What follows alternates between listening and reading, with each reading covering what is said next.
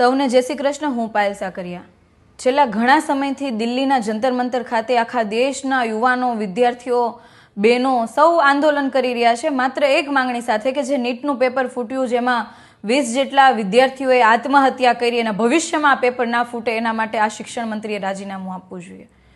આટલી માંગ સાથે છેલ્લા ઘણા દિવસથી વિદ્યાર્થીઓ, યુવાનો આંદોલન કરી રહ્યા છે અને છેલ્લા 3 દિવસથી આ તાનાશાહોની સરકારે વિદ્યાર્થીઓ ઉપર જેમ મજા આવે એમ લાઠીચાર્જ કરાવ્યો, લાઠીઓ વરસાવી, બહેનો દીકરીઓના કપડાં ફાડી નાખ્યા, જેમ ફાવે એમ એમને મારવામાં આવ્યો, માથા ફોડી નાખવામાં આવ્યા, હાથ પર મારવામાં આવ્યું, વાહમાં મારવામાં આવ્યું, પેટ પર મારવામાં આવ્યું, જેમ ફાવે એમ મારવામાં આવ્યા। ખૂબ દુઃખની વાત એ છે કે જ્યારે યુવાનો જાગૃત થઈને પોતાના ભવિષ્ય માટે લડતા હોય, વિદ્યાર્થીઓ પોતાના ભવિષ્ય માટે લડતા હોય, ત્યારે સત્તામાં બેઠેલા નેતાઓએ એમનું ભવિષ્ય સુરક્ષિત કરવું જોઈએ અને એમની વાત સાંભળવી જોઈએ અને એના ઉપર નિર્ણય લેવો જોઈએ, પરંતુ આ તાનાશાહોથી એ થઈ શકતું નથી।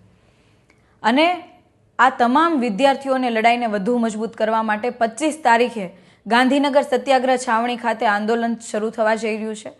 હું પણ ત્યાં આંદોલન પર જઈ રહી છું અને તમામ ગુજરાતના લોકોને કહેવા માંગુ છું કે આપણો ગુજરાતનો ઇતિહાસ જ્યારે અન્યાય સામે બોલવાનું થયું છે, જ્યારે અત્યાચાર સામે બોલવાનું થયું છે, ત્યારે આપણે સૌ ખમીરવંતી ગુજરાતીઓ આગળ રહ્યા છીએ અને ફરીવાર આપણે આપણા ભવિષ્યને બચાવવા માટે, ભવિષ્યના બાળકોને સુરક્ષિત કરવા માટે અને અત્યારના જે યુવાનો મજબૂતાઈથી અવાજ ઉઠાવી રહ્યા છે એમનો વધુ અવાજ બુલંદ કરવા માટે અને ધર્મેન્દ્ર પ્રધાનનું રાજીનામું માંગવા માટે, બેરોજગારોનો અવાજ બનવા માટે આપણે સૌએ આંદોલન કરવાનું છે। ત્યારે આપ સૌ પણ 25 તારીખે સવારે 10 વાગ્યે ગાંધીનગર સત્યાગ્રહ છાવણી ખાતે પધારશો એવી વિનંતી। જય હિન્દ।